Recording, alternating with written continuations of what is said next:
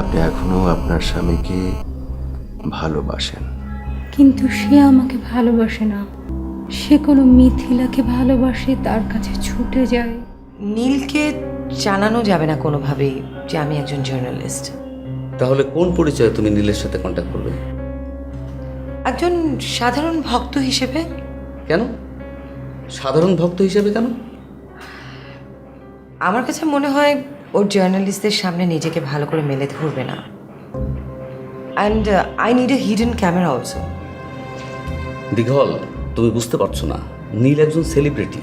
জানাজানি হয়ে গেলে আমাদের চ্যানেল কিন্তু বিপদে পড়ে যাবে। শোনো, কারো চাকরি থাকবে না, তোমারও থাকবে না, আমারও থাকবে না। বস,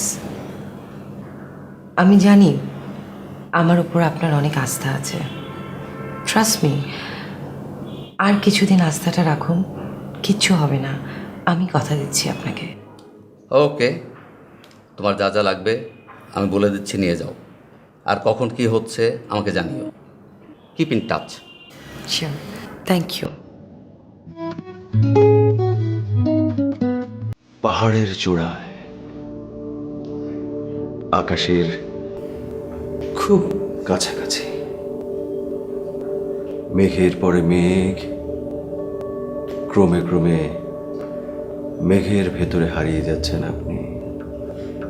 মেঘ এসে জড়িয়ে ধরছে আপনাকে, যেখানে সময় বলে কিছু নেই, পৃথিবী বলে কোনো কিছু নেই। আছে শুধু মেঘ, আকাশ, আপনি আর আমার কণ্ঠ। কেমন লাগছে এখন? হ্যালো, চারপাশটা অনেক ঠান্ডা। ভালো লাগছে? উপভোগ করছেন তো আপনি? আপনার নামটাই তো জানা হলো না। রেহিনুমা আলম। নামের শেষটা আপনার স্বামীর নাম? তার মানে আপনি এখনো আপনার স্বামীকে ভালোবাসেন। কিন্তু সে আমাকে ভালোবাসে না। সে কোনো মিথিলাকে ভালোবাসে, তার কাছে ছুটে যায়।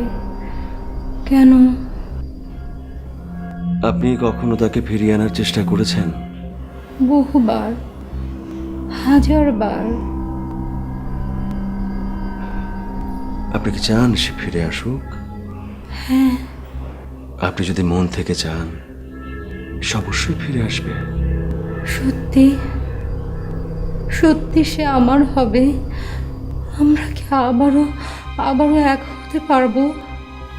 অবশ্যই, নিঃসন্দেহে।